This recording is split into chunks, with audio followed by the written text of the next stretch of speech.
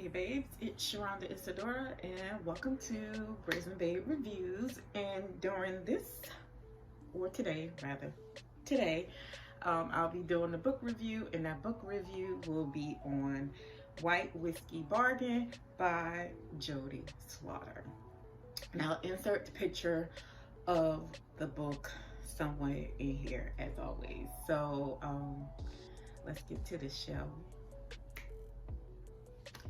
And I'm going to kill this dog because I just made up my bed and I told her ass not to get up under the cover. She's so hard-headed. Anyway, so as always, I'll read the blurb to you and then I'll give you my thoughts on this book. So here we go. Book description. This is via or from, what the hell is this? Goodreads. Like I said before, I know we ain't in love and I don't expect us to ever fall in love, but I want us to be good to each other.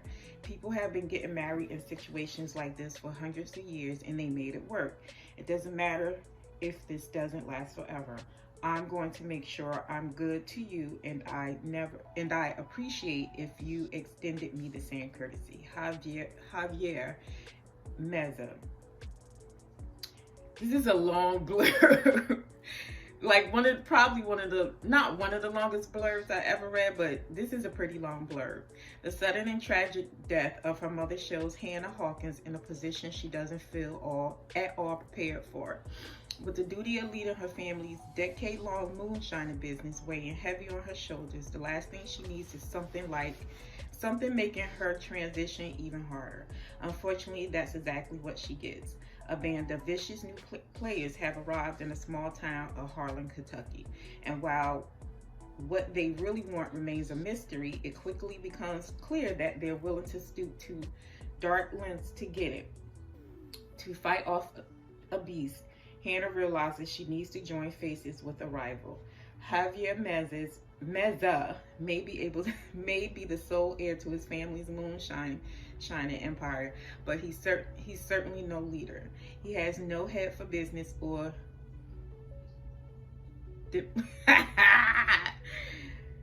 diplomacy, preferring to spend his days in the trenches making corn liquor with the rest of the cooks. That doesn't mean he isn't more than willing to step up and take charge when his family finds themselves in danger. Forming a shaky partnership with the Hawkins family is one thing, but marrying Hannah Hawkins to keep their deal on the straight and narrow is something else entirely. While Hannah is determined to keep their marriage as something that exists in name only, Javier is eager not to leave this wife hurt and disappointed like his last one. They both quickly learn that their feelings, much like their enemies, don't plan on going away without a fight. From All Things Burn, Jodie Slaughter, Illegal White Whiskey, a marriage of convenience between decades-long rival families, and Black Aliphasia. Is that how you say it? I don't know. Jodie blends romance and suspense to bring to the forefront a spotlight on the impact of populations of color in small-town Kentucky. A full-length romance novel with a very satisfying happily ever after.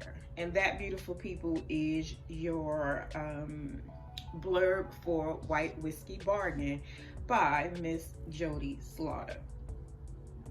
I rated this 5 stars on Goodreads. So the blurb pretty much gives you everything about the book, right? Except for what's going on inside of the story itself. So you have Hannah and Javier. They marry each other to keep an outside enemy from coming in and destroying what both their families have worked so hard for. Hannah is the newly led leader of her family's moonshining business. Her mother had passed away, and she's in charge. She has a younger sister, but Hannah's in charge. And she has to, when both Javier's family and her family is now facing danger, she has to make the decision on what she has to do, not just to protect her sister and the members of, the people that work for her, worked for her family, who she considered, who she considered her close, her family, not just people, not just employees, and Javier, they both had to make a decision to come together and do this marriage of convenience, for, to keep this outside person from coming in and destroying, like I said, what they both worked so hard for. Again, it's a marriage of convenience. I just break down what I really loved about this story, because like I said, the blurb pretty much gives you a general idea of what's going on in this story. The things that won this story for me were the spotlight, as the blurb said, on the Black and brown people that work in these mountains, these moonshining mountains in Kentucky. Because even in real life, all we know is, even if you watch those little shows on, like, on those channels or whatever, when they do these reality type TV shows, they only spotlight the white people, in these areas, and what they go, the hardships they go through and stuff like that. They never really spotlight like Black, Latinx people, and other people of color that may be living in those rural areas, because it's like most of the time people really think that, Black people and people of color mainly live in urban areas, and that's not true. You know what I mean? So, but we know how the media likes to play these games, So that's one of the aspects that I really enjoyed about White Whiskey Bargain. It's, and the other thing about it is, like, with Hannah's family, she's Black. All her employees were Black. With Javier's family, he's I think he was Mexican. I think his family was of Mexican descent. I know they're Latinx, but was it Mexican? I believe it was Mexican. The employees that worked for his father, because while Hannah's mother had passed away, her mother was pretty much a single mom, because the dad had walked away from that.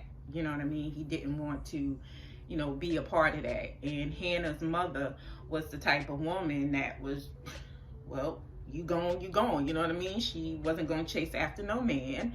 And she just realized that she had to raise these two daughters, by all means necessary. And she did. But with Javier, both his parents were in his life. His mom and dad was still married. But what I was going to say was, I do believe that the people that worked for Javier's family, they were all of, Latinx employees as well. So I love that aspect of the story. You know what I mean? So with this marriage of convenience,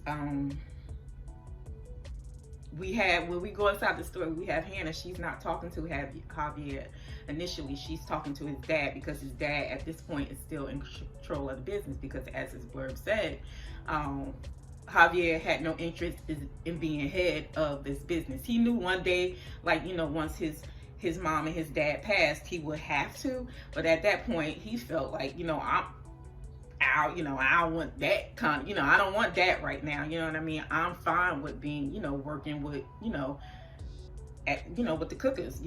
I'm fine with working out in the, in the atmosphere, with everybody else. So she's talking to Javier's dad, and, he is the, when he first, it was so funny, because when he first proposed it to her, she looking at him like, wait a minute, like, you already married, so what you talking about? And that was like, no, like, I'm not talking about you marrying me, I'm talking about you marrying my son Javier, so that they can, again, come together and, keep this, not only keep this common enemy out, but, to protect both their families, because this person was a rich and powerful person. Of course, had to be a white man.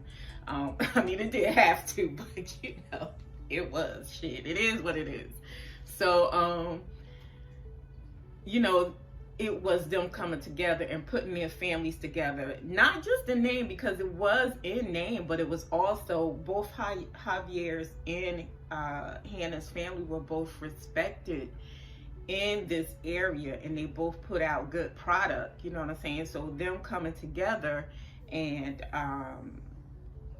just joining together, you know, it gave them more power as as a whole. But, you know, as most marriages of convenience, you know, people do get married in the name of, you know, whatever name, you know, coming together, families, you know, power, all that other stuff. But what I liked about the book was that it was kind of like a 360, because Javier really wanted to make the marriage work because he had a failed marriage before, but he married young, you know what I'm saying, the first time. So when you marry young, you know what I mean, sometimes it might work out, sometimes you know, it might not. And his first marriage didn't work out. He felt really guilty about that, you know, because he didn't treat his first wife right or anything like that, and not excusing his young age. But again, most of the time when you are married at a young age, you know, shit ain't gonna work out, you know, because young, high emotions, you know, sometimes wandering eyes, wandering vagina, wandering penis, you know, you know, things happen. But I really like the fact that, you know, Hannah was kind of like reserved in it, you know, when they went in it. Like Hannah was like, all right, yeah, we married, but you know, that's it. You know what I mean? I don't want to really get like emotionally involved with you like that. But, you know, Javier like slowly picked at her resolve, and I think she always kind of like liked Javier, you know, and, you know, with him kind of like slowly like chipping at her resolve and, you know, just making it known to her, like, you know, yeah, we're married in name or whatever, but I really, really want this to work. You know what I mean? And like I said, Javier really felt guilty about his first marriage and how he treated his first wife. So he wanted to do right by Hannah, you know what I mean? Right by his family too, but he really wanted to do right by Hannah. And just like the emotions between them, like the build up throughout the story between Hannah and Javier was so well done. Like it was, you know, you didn't get like a forced feeling of it. It was just like everything moved naturally between them, you know what I mean? And I really appreciated that from the author, because it was just like, again, it wasn't like a forced thing, you know, you didn't feel like, you know, and you liked both characters, you know what I mean? Because sometimes you go into these stories, you know, you either like one or you don't like the other, or you don't like both, but you really do like Javier and Hannah in this story, because you realize that they both have, you know, something to protect, and, you know, with their families. But now once they come together, you know, they, you know, it becomes, you know, them protecting each other, you know, from this common enemy. And then, you know, it was just a really well done story. I enjoyed it so much. Like, and it's a really quick read, you know, you can read it over the weekend or whatever, but I just loved it. And I really, like I said, like for me, not just enjoying Hannah and Javier's relationship, but just, you know, getting a feel again of the Black and brown people that work in these, you know, that decide to make lives in these rural areas. You know, it's just great. And like, you know, the prejudice and the racism that, you know, they come in contact with, you know, when dealing with you know, the outside, or, you know, just, you know, people in that, you know, in those areas. You know, she didn't like go heavily into it, but when we find out about this common enemy, you know, which is kind of like brings in kind of like the suspenseful level of the story, you know, we run into that a little bit, but it's not, you know, she doesn't lean heavily on it in the story, but we get it, you know, we understand what's going on here, you know what I mean? But this person is also a rich person, and I felt like at the end of the story, because of what he wanted, I don't think it mattered to him if, you know, Javier's and Hannah's family were white people. He just wanted what he wanted. You know, it was pretty much with him. It was pretty much like, you know, fuck these poor people. You know what I mean? You know, fuck these old regular everyday ass people. You know what I mean? I want what I want, and I'm gonna do what I want.